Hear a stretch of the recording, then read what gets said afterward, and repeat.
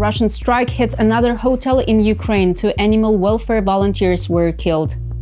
Iran delivers ballistic missiles to Russia. Ukraine finishes 7th in the medal standings at the 2024 Paralympic Games. Hi, I'm Eva Kucherenko, and this is UNITED24 Media. The armed forces of Ukraine downed a Russian recon UAV at a record high altitude. Despite the difficulty of maneuvering at such heights, the Russian Orlan-10 was shot down at the 3,620 meters mark. In other news, the Ukrainian Telegram channel dedicated to combat aviation shared footage of the first domestically manufactured guided bomb unit, attached to Su-24M tactical bomber.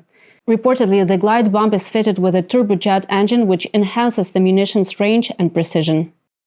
A 16-year-old girl was killed when Russian forces shelled Nikopol in the Dnipropetrovsk region with artillery.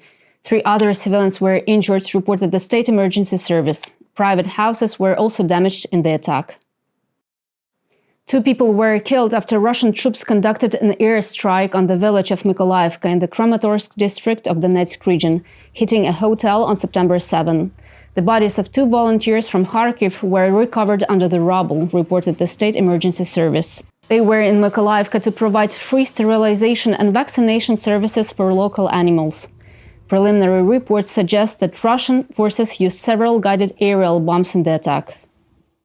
A Russian fuel depot in the Belgorod region caught fire after a drone strike.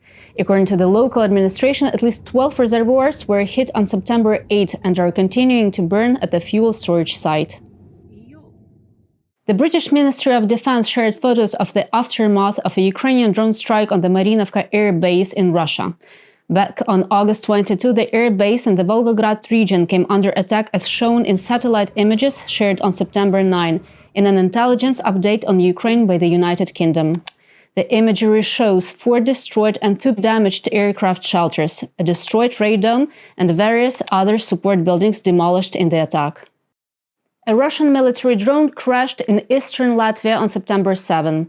After the incident, the president of the country, Edgars Rinkēvičs, urged for a unified NATO response. In a statement posted on his X page, he emphasized the growing number of such incidents along NATO's eastern flank and the importance of addressing these threats collectively. The downed drone, according to our initial analysis, is a Shahed-type drone, which is consistent with the drones used by Russia, which they are now using extensively in Ukraine. We have collected the evidence in the area of the incident, deactivated the drone, and are now in the process of analyzing all the details. It was a military drone with a warhead, and the warhead was destroyed on the spot. It did not explode, and we neutralized it with our own subunits' actions. Commenting on the situation, the Lithuanian Minister of Foreign Affairs stated on his X page that incidents which were unthinkable 3 years ago are now treated as routine. He underlined that nothing should be landing in Ukraine or Latvia or anywhere on NATO territory, but this is the new reality of allies in action that allows this to emerge. At least 184 civilians were killed and 856 injured due to Russian aggression in Ukraine throughout August.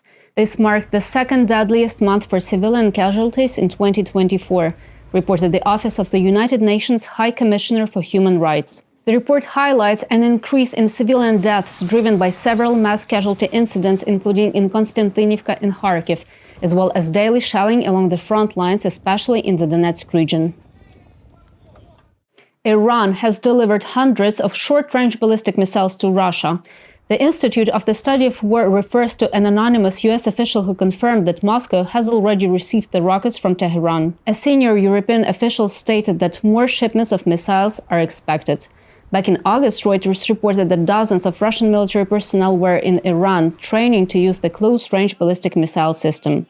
In a joint statement, the heads of the US and British intelligence agencies warned about these escalating tendencies. Should Iran ship ballistic missiles of whatever kind, close range or other kinds, it would be a dramatic escalation of the nature of that defense partnership.